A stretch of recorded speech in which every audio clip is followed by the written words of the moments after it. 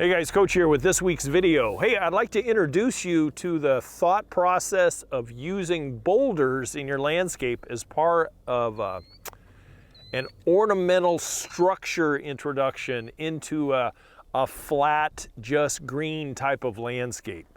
You know, these ones at the quarry that we're shopping at today, these are a classic example of what we used to call two-man boulders. And they were two-man boulders because it took two guys to kind of move them around and wrangle them because they're really kind of heavy unless you have machinery. But taking ones that are about this size and using them in your front yard or your backyard, put them in a serpentine angles and stuff, and then you backfill behind them and give yourself a nice raised bed look. This is really kind of special and oftentimes makes your landscape stand out from everything in the neighborhood.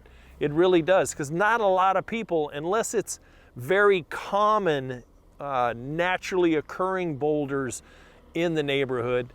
I've passed hundreds of thousands of miles in the past 5 years. I'll tell you, these things are still unique in a residential setting. They really are. During excavation of foundations and stuff, if you have, don't throw them away, don't haul them off. Leave them on site and then use them creatively to create those raised beds and easily backfill with some nice loam and some planting mix and stuff, and you give yourself an excellent planting medium and something that's just a little bit different. You can plant that raised bed with this holding it back with trees and bulbs and perennials and small things. You don't want to put big bushes in things like that, but you can put small bushes, but mainly perennials and ground covers and trees, small trees, etc.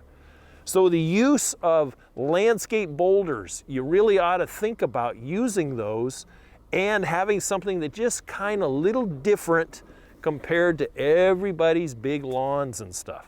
So when you go and pick out your boulders, think about how they sell it. Usually quarries, not retail outlets, but actual quarries that actually mine it and store it and separate it from various sizes.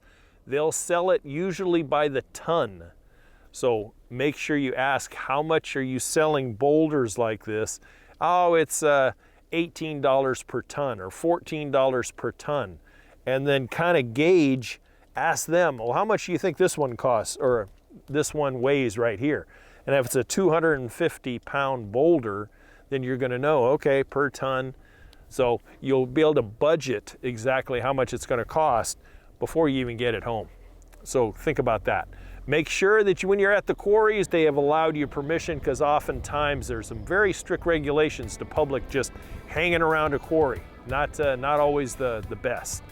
Anyway, if you got any questions, make sure you drop them in the comments below. You can always email me. Don't forget to check out the website. I appreciate your time, and I'll catch you on the next episode. Bye for now.